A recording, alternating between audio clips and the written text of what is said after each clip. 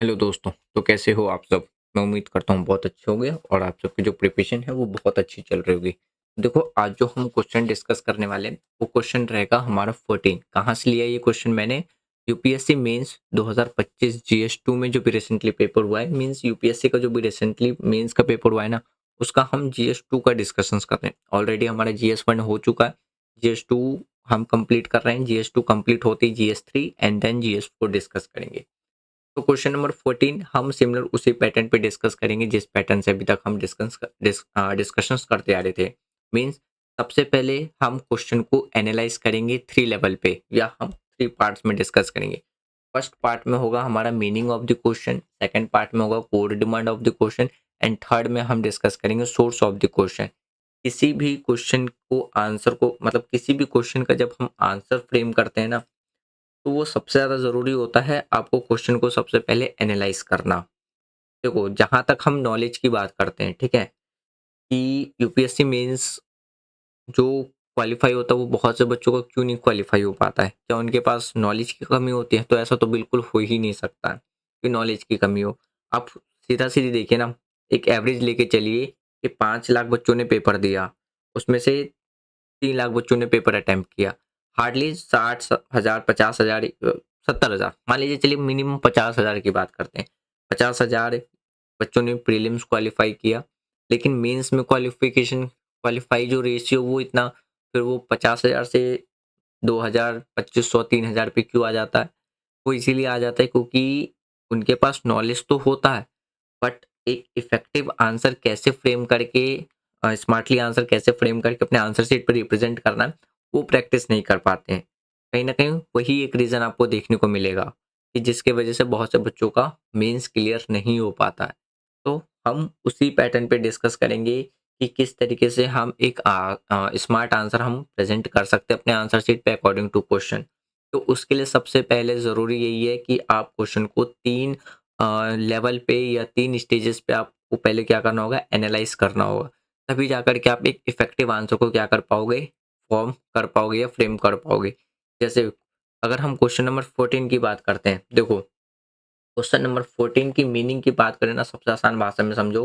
इसमें आपसे क्या पूछ रहा है, हमारी कंट्री के अंदर में जो प्लान डेवलपमेंट के कॉन्टेक्स्ट में, यानी कि अगर हम प्लानिंग कमीशन की बात करते हैं या नीति आयोग की बात करते हैं, तो सेंटर और स्टेट के बीच में जो फाइनेंशियल रिलेशन है वो कैसे चेंजेस हुए हैं, इस पे आपको क्या करना है, आंसर लिखना था।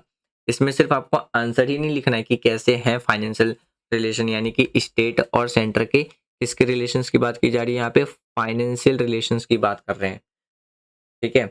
तो इसमें आपको बहुत सारी चीज़ें मेंशन करनी थी। जैसे अभी जो रिसेंटली 2017 में जीएसटी रिफॉर्म आया था, फाइनेंस कमीशंस के जो रिकमेंडेशंस हैं, फिस्कल पॉलिसीज़ जो कि इंडिया के फिस्कल फेडरलिज्म पर क्या है, एक इम्पैक्ट डालता है। वो किस तरीके से इम्पैक्ट डाल रहा है, नेगेटिव इम्पैक्ट है और पॉजिटिव इम्पैक्ट है, वो दोनों इम्पैक्ट आपको क्या करना था, इसमें लिख कर के एक्सप्लेन करना था। यही था meaning of the question. Simple word में, यानी कि ये समझो, पहले भारत में फाइनेंशियल जो पावर थी वो सेंट्रल के पास ज़्यादा थी। बाद में धीरे-धीरे पावर किसके पास आने लगी, स्टेट को भी दिया जाने लगा था।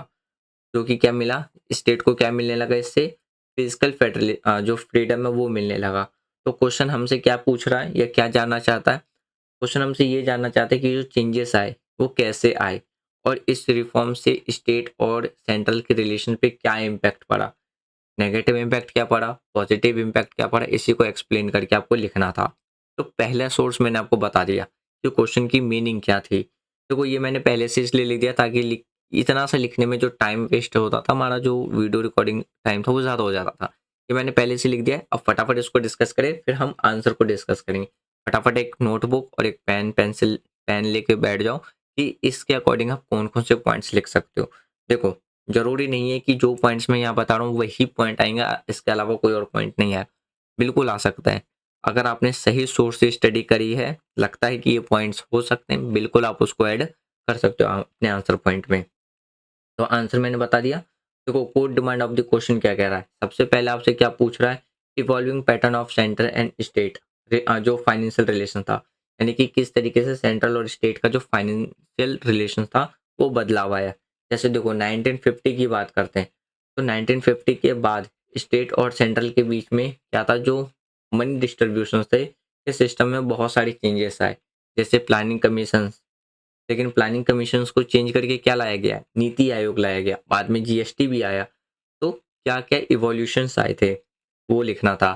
दूसरे में आपको चैलेंजेस, यानी कि जो इवोल्यूशंस पैटर्न्स में क्या क्या चैलेंजेस थे इस सिस्टम से, क्या प्रॉब्लम्स थी, जो फंड डिले था, जैसे कोविड-19 के टाइम पे आपको देखने को मिल जाएगा कि जीएसटी की वजह से मोस्टली फंड किसके पास था, सेंट्रल के पास था, और स्टेट बार बार डिमांड कर रही थी कि सेंट्रल के द्वारा उन्हें पैसे दिए जाए ताकि वो पेंडेमिक से सिचुएशंस, जो पेंडेमिक की जो सिचुएशन है उसको इम्प्रूव कर सके। ठीक है, तो जो फंड डिले, इम्बैलेंस कंडीशंस देखने को मिलेगा, कुछ स्कीम्स भी देखने को मिलेगी जो सेंटर और स्टेट दोनों के द्वारा क्या बनाए जाते हैं, तो उसको हम क्या कहते हैं, स्पॉन्सर्ड। बताना जरा कमेंट बॉक्स में उस स्कीम को क्या कहते हैं जो सेंट्रल और स्टेट दोनों के द्वारा फंडेड किए जाते हैं। ठीक है, आगे डिस्कस करेंगे। फिर इम्पैक्ट क्या था, फिजिकल जो फेडरलिज्म था, यानी कि जो रिसेंटली चेंजेस आए, जैसे हम बात करते हैं जीएसटी, फाइनेंस कमीशन, और जो सेंसेस जो सर चार्जेस थे, इसने इंडिया के जो फेडरल सिस्टम था उसको किस तरीके से इम्पैक्टेड दिया, नेगेटिव इम्पैक्ट क्या पड़ा, पॉजिटिव इम्पैक्ट क्या पड़ा, इन सब चीज़ को हम क्या करेंगे, मतलब क्वेश्चन की कोर डिमांड ही यही है जो आपको लिखना था आंसर शीट पे। अब देखो सोर्स की बात करते हैं, तो सोर्स में आपको क्या देखने को मिल जाएगा, इंडियन कॉन्स्टिट्यूशन पार्ट 12 आर्टिकल 268 से 293, जो कि किसके बारे में बात करता है, financial relation between centre and state, taxation distributions, grants, इन सब के बारे में बात करता है। दूसरा, फाइनेंशियल कमीशन रिपोर्ट, कौन सा, वो भी 14 एंड 15। फिर आता है आपका NITI Aayog and farmer planning commission, जो प्लानिंग कमीशन को रिप्लेस करके क्या लाया गया, नीति आयोग लाया गया। अच्छा मेरे को ना ये बताओ, जो नीति आयोग की जो फुल फॉर्म है वो क्या है, क्योंकि प्रीलिम्स में एक बार क्वेश्चन पूछा था जिसमें नीति आयोग की फुल फॉर्म ही पूछ ली गई थी। फिर फोर्थ में आपको क्या देखने को मिलेगा, जीएसटी, जो कि 2017 में आया, और जीएसटी काउंसिल फंक्शनिंग, जिसमें कोऑपरेटिव फेडरलिज्म के कुछ एग्जांपल्स, जहाँ पे सेंट्रल और स्टेट मिल करके इनडायरेक्ट टैक्स क्या करते थे, डिसाइड करते हैं। कुछ करंट अफेयर्स, लाइक जैसे अगर हम इकोनॉमिक सर्वे की बात करते हैं, बजट डॉक्यूमेंट, तो ये सारी चीज़ें आपको क्या देखने को मिलेगी, सोर्स देखने को मिलेंगी ऑफ द क्वेश्चन। तो होप सो आपने क्वेश्चन को 3 लेवल पे एनालाइज कर लिया होगा, क्वेश्चन का मीनिंग क्या है, डिमांड क्या है, एंड क्वेश्चन का सोर्स क्या है। अब हम बात करते हैं डायरेक्ट आंसर की, कि इसमें हम क्या-क्या चीज़ें लिख सकते हैं। सबसे पहले आता है हमारा इंट्रोडक्शन। किसी भी आंसर को स्टार्ट करने से पहले आपको क्या लिखना है, उसका इंट्रोडक्शन लिखना है, इंट्रोडक्शन। ठीक है, तो इंट्रोडक्शन में आपको क्या-क्या पॉइंट्स मेंशन करना है। देखो, अब जो फिजिकल फेडरलिज्म होता है, ठीक है, इसकी बात हम करते हैं यहाँ पे, फिजिकल फेडरलिज्म, फेडरलिज्म। देखो, फिजिकल फेडरलिज्म का मतलब होता है कि सेंट्रल और स्टेट के बीच में जो पैसे हैं, टैक्स है, मीन्स मनी, टैक्स, और जो स्पेंडिंग पावर होती है, यानी कि जो खर्च करने की जो पावर होता है, उसका डिवीजन।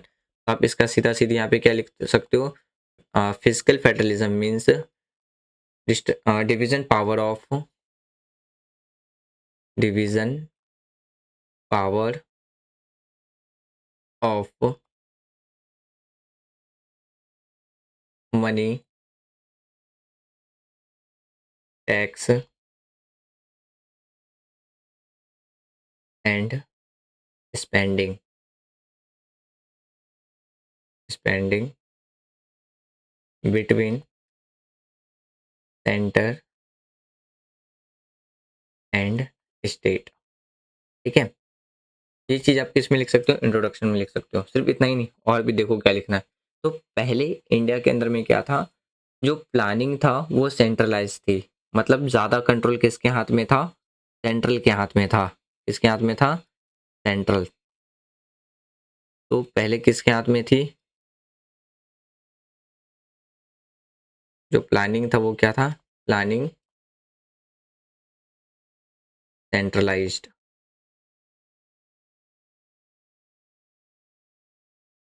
यानी कि मोर पावर किसके पास था, मोर पावर हैव सेंटर। सबसे ज़्यादा पावर किसके पास था? सेंट्रल के पास ही था। लेकिन आज के टाइम पे जो पावर है वो क्या होता चला गया? पावर का डिवीज़न होता गया, यानी कि पावर डिवोल्यूशंस होता गया। तो पावर शेयरिंग बढ़ता गया, तो उसके वजह से जो पावर थी, कुछ पावर ऑटोनॉमी किसके हाथ में आ गई? स्टेट के पास भी आ गई। तो ये सारी चीज़ें आप किस में लिख सकते थे? इंट्रोडक्शंस में लिख सकते हो। अब आता है इवोल्यूशन पैटर्न, ठीक है? बात करते हैं किस पे? Evolution pattern.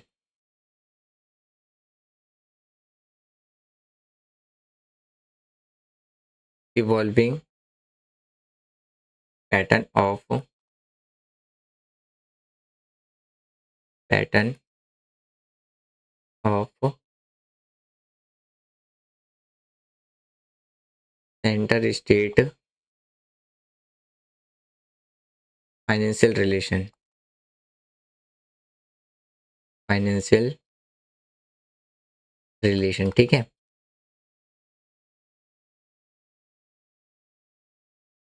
देखो, आपको आंसर शीट पे ना ऐसे डिज़ाइन बना के नहीं लिखना। ये मैंने बस एक्सप्लेन करने के लिए इस पे क्या लिखा है, इस तरीके से फॉर्म में लिखा है, ताकि आपको मेन पॉइंट लिख करके मैं क्या कर सकूँ? आंसर एक्सप्लेन कर सकूँ। तो इसमें जो सबसे पहला पॉइंट आता है, वो आता है आपका क्या? Planning development era. Planning development era.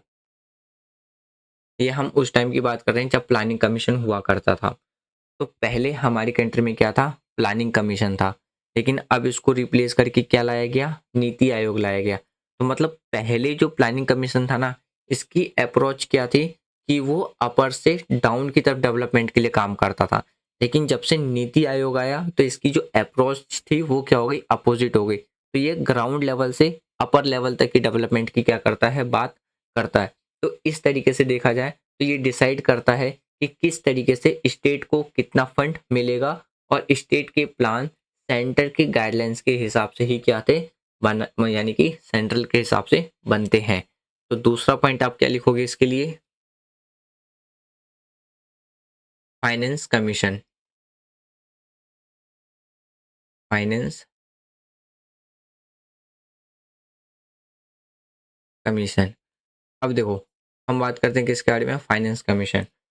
तो हर 5 साल में फाइनेंस कमीशन क्या करता है? अपनी रिकमेंडेट करता है, कुछ रिकमेंडेशंस देता है।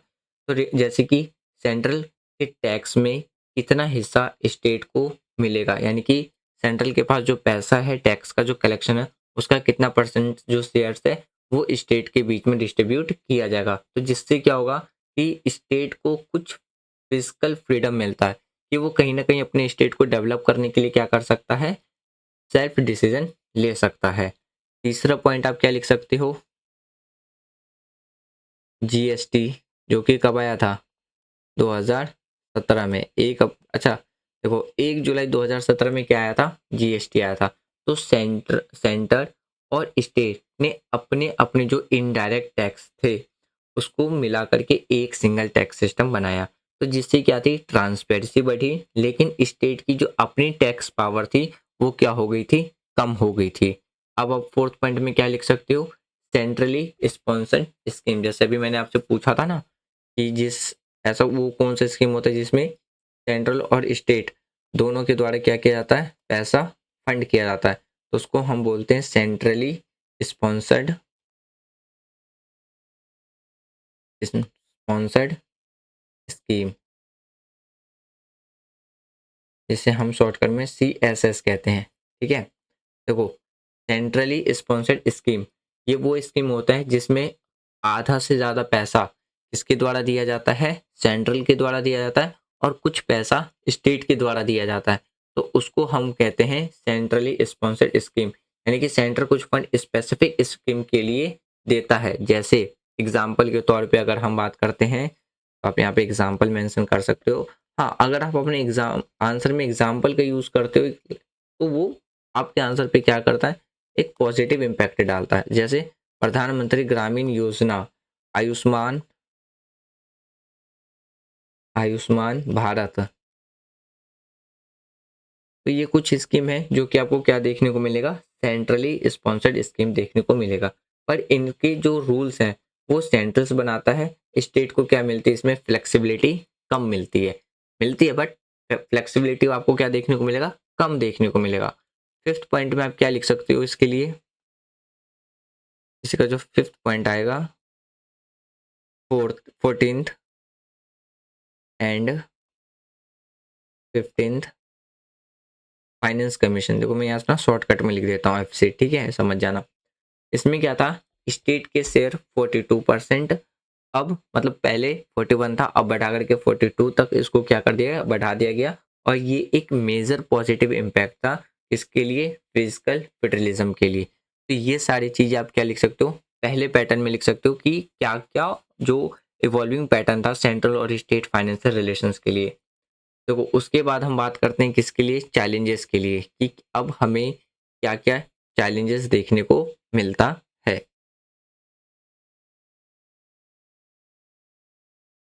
challenges in this pattern, in this pattern, कि इस पैटर्न में क्या क्या चैलेंजेस हैं, क्या हमें देखने को मिलता है। सबसे पहले अगर हम बात करते हैं तो आपको क्या देखने को मिलेगा, वर्टिकल इम्बैलेंस, वर्टिकल इम्बैलेंस। अब देखो वर्टिकल इम्बैलेंस की बात करते हैं तो इसका मतलब क्या है कि सेंट्रल के पास रेवेन्यू ज़्यादा होता है, लेकिन स्टेट के पास जो एक्सपेंडिचर की जो रिस्पॉन्सिबिलिटी होती है वो क्या होती है, ज़्यादा होती है। तो मतलब पैसा ऊपर से आएगा, ठीक है। तो देखो सीधी सी बात समझो, जब GST आया तो जितने भी जो इनडायरेक्ट टैक्स थे वो सारे सारे किस में बदल गए, एक सिंगल टैक्स में बदल गया।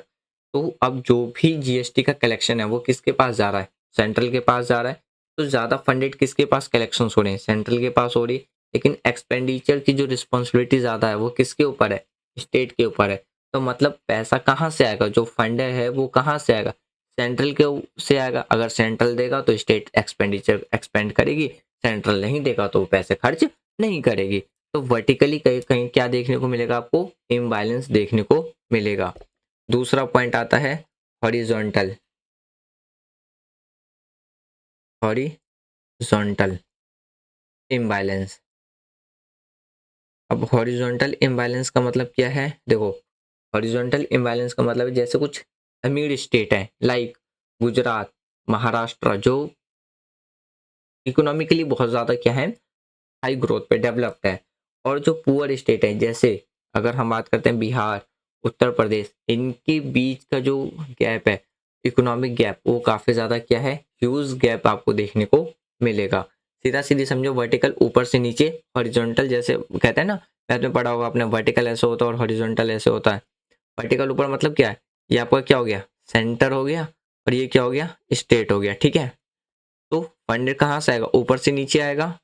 हॉरिजॉन्टल में क्या होगा, ऐसे चलेगा, यानी कि एक साइड आपका क्या है, रिच स्टेट है, और दूसरी साइड आपका क्या है, पुअर स्टेट है। पुअर स्टेट्स में जैसे बिहार और उत्तर प्रदेश है, एग्जाम्पल समझ लो, आपको कहीं ना कहीं देखने को मिलेगा। और रिच स्टेट में क्या है, जैसे गुजरात एंड महाराष्ट्र, ठीक है, महाराष्ट्र, महाराष्ट्र की स्पेलिंग आप ठीक कर लो, जैसे ठीक है, ठीक है, ए नहीं आएगा बस यहाँ पे। तो इस तरीके से आपको क्या देखने को मिलेगा, एक ह्यूज इम्बैलेंस देखने को मिलेगा वर्टिकली एंड हॉरिजॉन्टली। उसके बाद आता है कंडीशनल ट्रांसफर।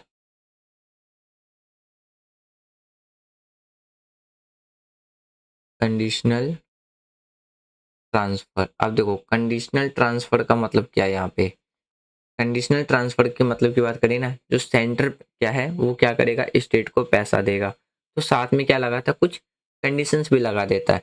जैसे कि स्टेट की जो ऑटोनॉमी है वो क्या होने लगती है, कम पड़ने लगती है।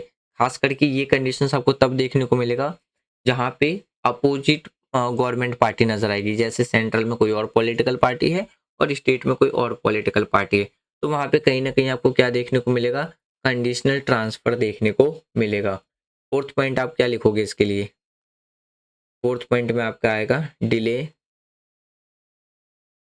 इन फंड रिलीज, फंड रिलीज। तो जो सेंट्रल के पास से जो पैसा आता है वो कहीं ना कहीं उसको रिलीज करने में, जो फंड रिलीज करने में होता है, वो आपको क्या देखने को मिलेगा, देर होता हुआ नजर आएगा। जैसे जीएसटी जो कंपनसेशन है वो डिले हुआ था कब, कोविड-19 के टाइम पे। तो जैसे स्टेट की जो बजट है वो और भी ज़्यादा क्या हो गई थी, गड़बड़ या बिगड़ गई थी, आप ऐसा समझ लो कि और भी ज़्यादा क्या हो गई थी, बिगड़ गई थी। फिफ्थ पॉइंट में आप क्या लिखोगे, देखो फिफ्थ पॉइंट में आएगा आपका ओवरलैपिंग, लैपिंग सॉरी, ओवर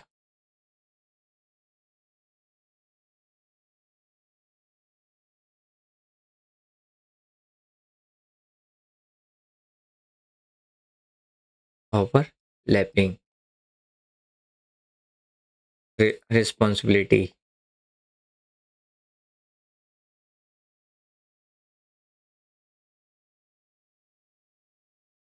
इसमें आपको क्या देखने को मिलेगा कि कभी कभी ना दोनों लेवल पे, चाहे हम सेंट्रल लेवल की बात करें या स्टेट लेवल की बात करें, एक ही सब्जेक्ट पर क्या करती है, काम करती है। जैसे एजुकेशन है, हेल्थ है, तो जिससे क्या होता है, डुप्लीकेशंस होता हुआ आपको क्या है, नजर आएगा। तो ये कुछ चैलेंजेस है।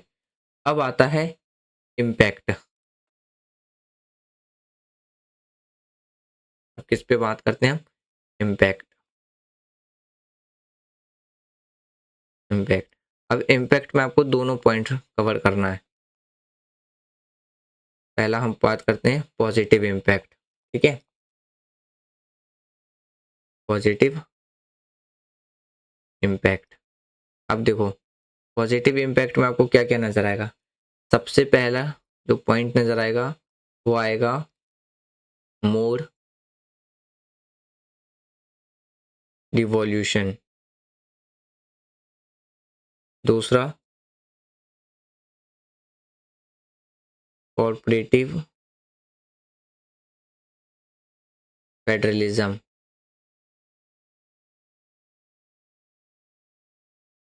तीसरा ट्रांसपेरेंसी, ट्रांसपेरेंसी। देखो मोर डिवोल्यूशन की बात करते हैं तो स्टेट को अब सेंटर के टैक्स में क्या मिलने लगा है, ज़्यादा जो शेयर है वो मिलता है, ठीक है। तो एक ये पॉजिटिव इम्पैक्ट देखने को मिलेगा। दूसरा कॉपरेटिव फेडरलिज्म की बात करते हैं तो जो जीएसटी काउंसिल जैसी जो बॉडी थी, बॉडी में सेंट्रल और स्टेट मिल करके क्या लेने लग गए, डिसीजन लेने लग गए। उसके बाद आता है ट्रांसपेरेंसी, यानी कि अगर हम टैक्स फॉर्मूला बेस्ड की बात करते हैं तो वो जो शेयरिंग है वो क्या है, काफ़ी ज़्यादा आज के टाइम पे सेंट्रल और स्टेट के बीच में क्लियरिटी आई है। इसके वजह से आपको क्या देखने को मिलेगा, ट्रांसपेरेंसी भी देखने को मिलेगा। नेक्स्ट पॉइंट था हमारे पास negative point, sorry negative impact. Negative impact, negative impact में आप कौन कौन से पॉइंट लिख सकते हो। पहला पॉइंट आएगा loss of power tax, loss of tax power, tax power. देखो लॉस ऑफ टैक्स पावर की बात करते हैं, दूसरा आपको क्या देखने को मिलेगा, सेसेस एंड कर charges. Third trust defect, defect, trust deficit. ये कुछ नेगेटिव पॉइंट आपको देखने को मिलेगा। जैसे देखो लॉस ऑफ टैक्स पावर की बात करते हैं तो जब से जीएसटी आया ना, तो जो इनडायरेक्ट टैक्स कलेक्ट करने की पावर जो स्टेट के पास थी, वो किसके, वो सारा टैक्स एक सिंगल टैक्स बन के किसके हाथ में चली गई, सेंट्रल के हाथ में चली गई।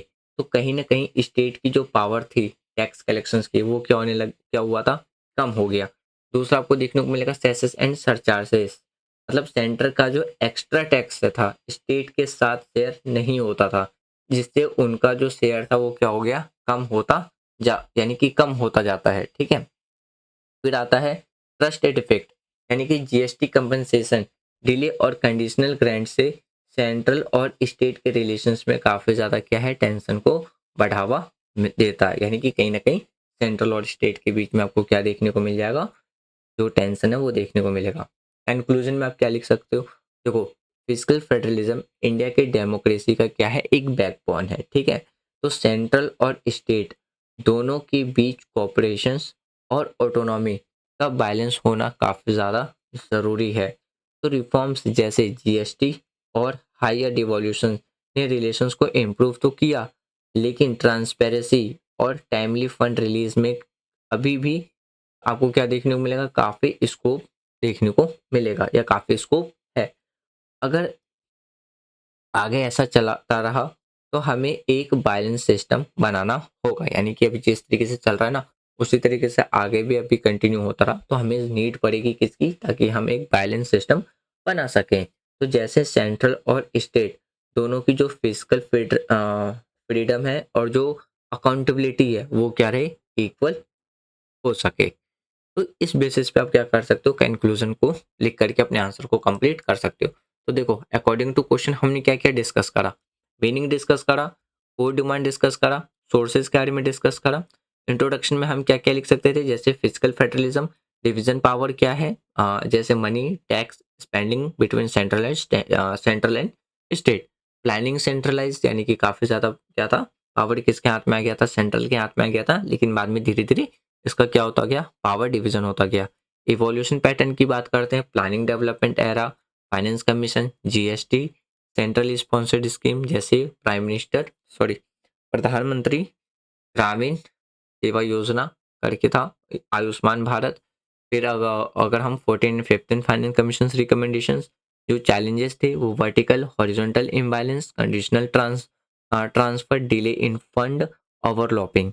नेगेटिव अगर हम इम्पैक्ट की बात करते हैं तो नेगेटिव पॉजिटिव इम्पैक्ट पड़ा था, more devolutions, cooperative federalism, transparency, positive impact. Negative impact में loss of power tax, cesses and surplus trust defect effect. तो ये सारी चीज़ें आप अपने क्वेश्चंस के अकॉर्डिंग आंसर्स में लिख सकते थे।